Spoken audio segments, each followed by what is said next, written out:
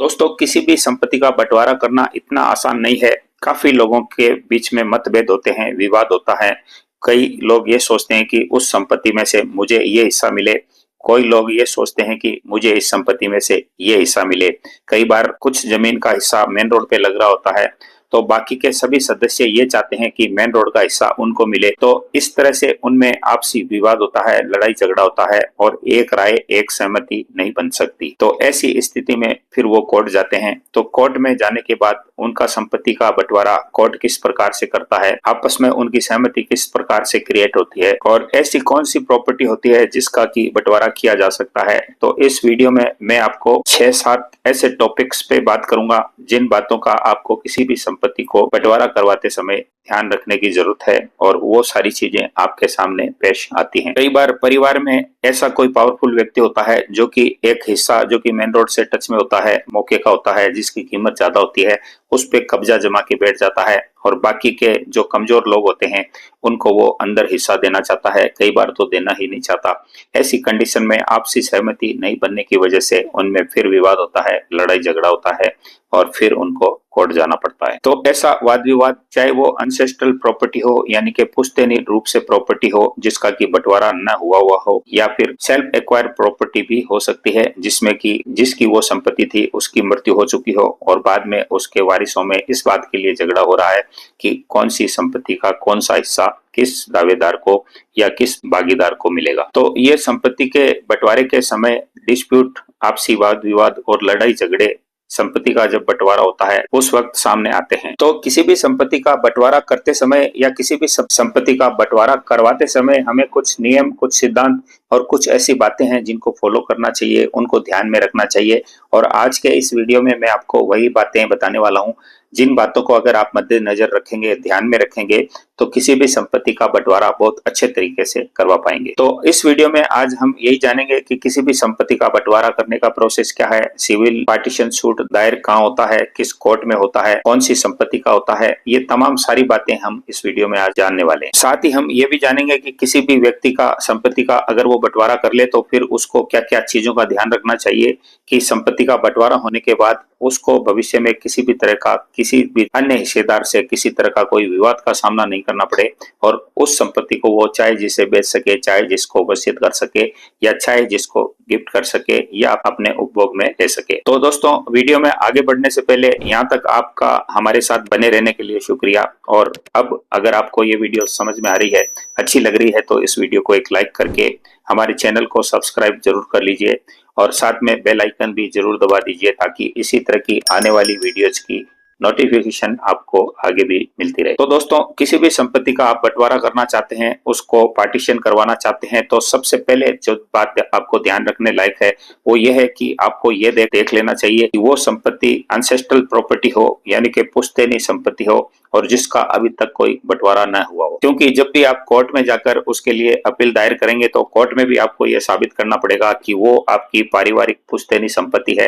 Ancestral संपत्ति है और इसका अभी तक किसी भी तरह का कोई बंटवारा नहीं हुआ है। और इसके लिए आपको कोर्ट में उस संपत्ति से संबंधित दस्तावेज पेश करने पड़ सकते हैं, खतौनी या जमाबंदी, या वो प्रॉपर्टी आपके किस पारिवारिक सदस्य के नाम पहले थी, किस व्यक्तियों को वो संपत्ति पार्टीशन के तौर पर, बंटवारे के तौर पर मिलनी है। और ये सब बातें आप जब साबित कर पाएंगे तभी आपका केस कोर्ट में आगे बढ़ेगा, कंटिन्यू रहेगा और उसमें कोर्ट आगे डिसीजन लेने के लिए सक्षम होगा। दोस्तों, इसके बाद जो दूसरी बात आपको ध्यान रखने लायक है वो ये है कि उस संपत्ति के बंटवारे के आवेदन को कोर्ट में करते समय कोर्ट को आपको ये बताना पड़ेगा कि वो संपत्ति सबसे पहले किसके नाम थी, अब किसके नाम आगे से चलकर आपके पास आई है और उस संपत्ति में आपका हक और हिस्सा किस स्थिति में और कितना बनता है। आपको उसके लिए पूरी चेन बतानी पड़ेगी कि पहले आपके परदादा के नाम थी, फिर दादा को मिली, दादा के बाद में आपके पिता को या उनके भाइयों को मिली और इस संपत्ति में इतने हिस्सेदार हैं और उन हिस्सेदारों के अलावा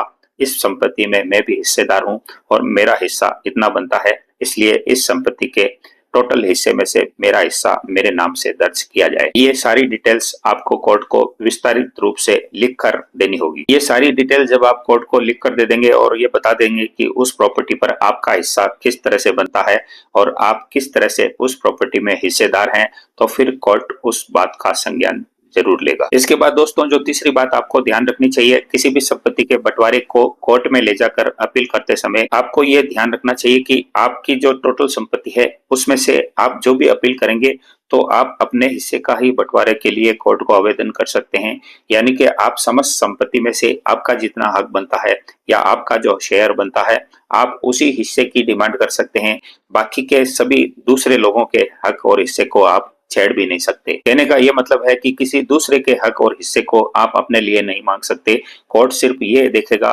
कि उस संपत्ति में से आपका कितना हिस्सा बन रहा है और कितना शेयर बन रहा है। ऐसा नहीं है कि कोर्ट आपके समस्त हिस्से को कहीं पर भी आपको दे देगा और किसी का भी हिस्सा आपको उठाकर दे देगा। कोर्ट सिर्फ ये देखेगा कि उस संपत्ति में आपका हिस्सा कितना बन रहा है और साथ में वो ये भी देखेगा कि आपका हिस्सा किस जगह पे बन रहा है। अब इसमें मान लीजिए कि आपकी वो अनसेस्टल प्रॉपर्टी है, पुश्तैनी रूप से प्रॉपर्टी है और उसमें 8-10 आपके बाकी हिस्सेदार हैं और आपने अपने पार्टीशन के लिए उसमें आवेदन किया है, तो कोर्ट उन 8-10 सदस्यों के हिस्से को छोड़कर आपके हक और हिस्से में जितना परसेंट हिस्सा आपका बनता है उस हिस्से का आपके लिए नाम दर्ज कर देगा और बाकी की वो संपत्ति पुश्तैनी रूप से जैसे अनसेटल प्रॉपर्टी थी उसी तरह से वो अनसेटल प्रॉपर्टी बनी रहेगी और आपकी वो संपत्ति आपके नाम से चूंकि दर्ज हो जाएगी तो वो फिर आपकी स्वर्जित संपत्ति बन जाएगी। और ऐसी किसी भी संपत्ति को जिसका बंटवारा आपके हक में हो चुका हो और जिसका नाम आपके नाम से दर्ज हो चुका हो, तो ऐसी किसी भी प्रॉपर्टी को आप किसी को भी बेच सकते हैं, किसी को भी वसीयत करके गिफ्ट करके किसी को भी दे सकते हैं। इसके बाद दोस्तों जो चौथी बात आपको ध्यान रखने लायक है वो ये है कि आपकी संपत्ति जिस एरिया में जिस लोकेशन पर है आपको उसके लिए उसी डिस्ट्रिक्ट कोर्ट में अपील करनी होगी जिस एरिया में आपकी प्रॉपर्टी आती है। ऐसा नहीं है कि आप कहीं अन्यत्र रहते हो, प्रॉपर्टी कहीं हो तो आप अपने शहर में उसके लिए अपील करें, ऐसा नहीं होगा। उसके लिए आपको उसी एरिया में जाकर उसी एरिया के सिविल डिस्ट्रिक्ट कोर्ट में अप्लाई करना होगा। इसको हम एक बेहतरीन उदाहरण से समझने की कोशिश करते हैं कि मान लीजिए आप मुंबई में निवास करते हैं और आपकी प्रॉपर्टी राजस्थान के किसी जयपुर सिटी के अंदर है और उस प्रॉपर्टी में से आप अपने हक और हिस्से का बंटवारा करना चाहते हैं, तो आप अपनी अपील को मुंबई में नहीं कर सकेंगे। आपको उसके लिए राजस्थान के शहर जयपुर में जाकर वहां पर डिस्ट्रिक्ट कोर्ट में उसके लिए अपील करनी होगी। लेकिन इसमें अलग सिचुएशन एक और बन सकती है कि आपकी मान लीजिए 2-3 ऐसी प्रॉपर्टियां हैं जो कि पुश्तैनी हैं और उन सभी पुश्तैनियों में आप अपने हक और हिस्से का बंटवारा करवाना चाहते हैं। आप मुंबई में रहते हैं,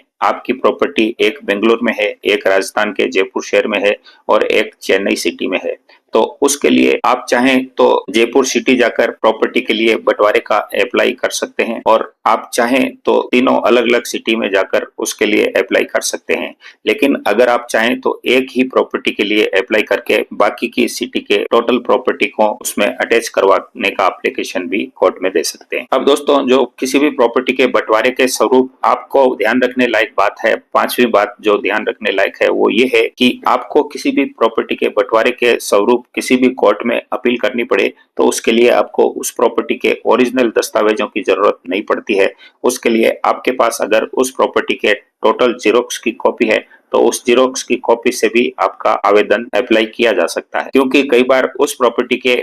ओरिजिनल डॉक्यूमेंट, ओरिजिनल दस्तावेज बाकी के जो आपके शेयर होल्डर होते हैं उन लोगों के पास होते हैं और वो बाकी के शेयर होल्डर आपको ओरिजिनल दस्तावेज देने से मना कर देते हैं। तो ऐसी स्थिति में आपके पास सिर्फ फोटोकॉपी होती है, तो आप उस फोटोकॉपी की बेस पर भी अपनी अपील को कोर्ट में दायर कर सकते हैं और ऐसी स्थिति में आपको किसी भी ओरिजिनल दस्तावेज की जरूरत नहीं पड़ी। कई बार ऐसी विपरीत स्थिति बनती है कि आपके पास ओरिजिनल दस्तावेज भी नहीं होते, उनकी फोटोकॉपी भी नहीं होती और ऐसी कंडीशन में आपको सिर्फ ये पता होता है कि फला प्रॉपर्टी में मेरा हिस्सा है, तो आप क्या करेंगे? तो उसके लिए आपको सब रजिस्ट्रार ऑफिस में सर्टिफाइड कॉपी के लिए आवेदन करना होगा और वहां से सर्टिफाइड कॉपी लेकर उस सर्टिफाइड कॉपी की बेस पर आप सिविल कोर्ट में अपनी हक और हिस्से के बंटवारे के लिए अप्लाई कर सकते हैं। अब आगे बढ़ते हैं दोस्तों, और बंटवारे के लिए जो छठी बात आपको ध्यान रखने लायक है वो ये है कि आप जब भी किसी संपत्ति में अपने बंटवारे के लिए, हक के लिए किसी भी कोर्ट में जाकर अप्लाई करें तो आपको बाकी के जितने भी हिस्सेदार हैं या जितने भी वारिस हैं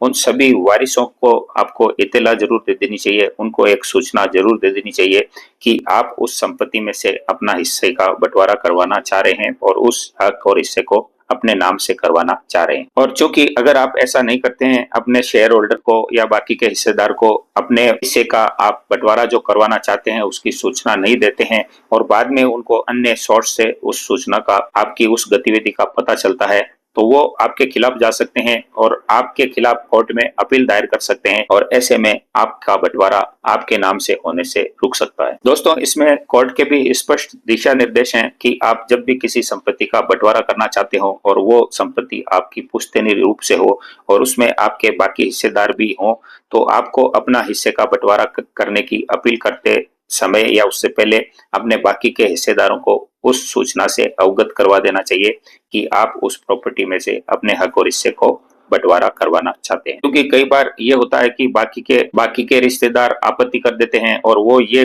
डिमांड कर देते हैं कि जिस व्यक्ति को जो हिस्सा दिया गया है वो हिस्सा तो हमें मिलना चाहिए था, उसको वो हिस्सा कैसे दे दिया गया। तो इस प्रकार की आपत्ति आने पर आपका बंटवारा रुक सकता है। और कई बार ये होता है कि आप अपने हक और हिस्सेदारों को उसकी सूचना नहीं देते हैं और कोर्ट आपके पक्ष में आपका बंटवारा कर देता है और ऐसी कंडीशन में आपके हक और हिस्सेदारों को जब बाद में इस बात का पता चलता है तो ऐसी कंडीशन में वो अपने बंटवारे के लिए भी अपने पार्टीशन के लिए कोर्ट में जा सकते हैं और वो ऐसा समस्त संपत्ति जो टोटल पुश्तैनी रूप से है उसके लिए अपील दायर करेंगे और ऐसी कंडीशन में आपके हक में जो बंटवारा हो चुका है वो खटाई में पड़ जाएगा, वो उलझन में पड़ जाएगा। दोस्तों, इससे संबंधित मैं अपनी एक निजी राय देना चाहता हूं और वो निजी राय ये है कि आपकी कोई पुश्तैनी प्रॉपर्टी है, एंसेस्ट्रल प्रॉपर्टी है और आप उसमें 7-8 भागीदार हैं, तो आपको एक मीटिंग कर लेनी चाहिए। आपस में बैठकर किस संपत्ति में से कितना हिस्सा किस व्यक्ति का होगा इस बात को तय कर लेना चाहिए और इसके लिए एक सादे कागज पर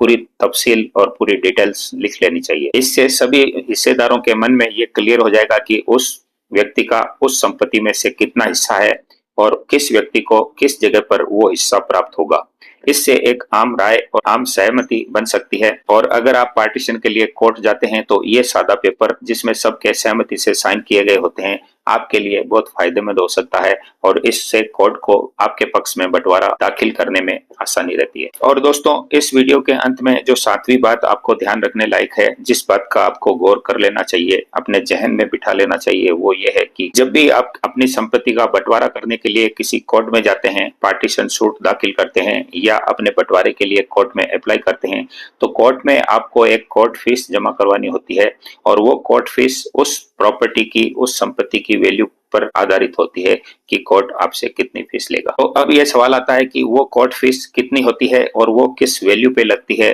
प्रॉपर्टी की समस्त वैल्यू पे लगती है या जो व्यक्ति अपने हक और हिस्से को बंटवारा करना चाहता है उसके उतने हिस्से पर ही लगती है। तो दोस्तों, इसको हम एक उदाहरण से समझने की कोशिश करते हैं कि मान लीजिए जो पुश्तैनी संपत्ति है, जो एंसेस्ट्रल संपत्ति है और जिसका अभी तक कोई बंटवारा नहीं हुआ है, उस संपत्ति की टोटल वैल्यू 80 लाख रुपए है और उस संपत्ति के 4 बराबर के हिस्सेदार हैं जिनके हक में उस संपत्ति का 4 बंटवारा 4 हिस्सा होना है। तो चूंकि जिस व्यक्ति ने अपने 25% हिस्से के लिए आवेदन किया है तो उस व्यक्ति का उस संपत्ति में 25% हिस्सा ही बनता है, तो उसको 80 लाख की वैल्यू के अकॉर्डिंग 20 लाख की वैल्यू पर कोर्ट फीस को चुकाना होगा। तो इस प्रकार से उस व्यक्ति को जितना उसका हक और हिस्सा बनता है उसकी कीमत की वैल्यू पर कोर्ट फीस को देना होगा। तो दोस्तों, आपने किसी भी संपत्ति के बंटवारे के स्वरूप इस वीडियो में अभी तक 7 बातें जानी और अब आगे आपको मैं 8वीं बात बोनस के तौर पर बताना चाहता हूँ। वो ये है कि तो उस बात का अगर आप ध्यान रखेंगे किसी भी संपत्ति का बंटवारा करते समय, तो आपको भविष्य में होने वाली किसी भी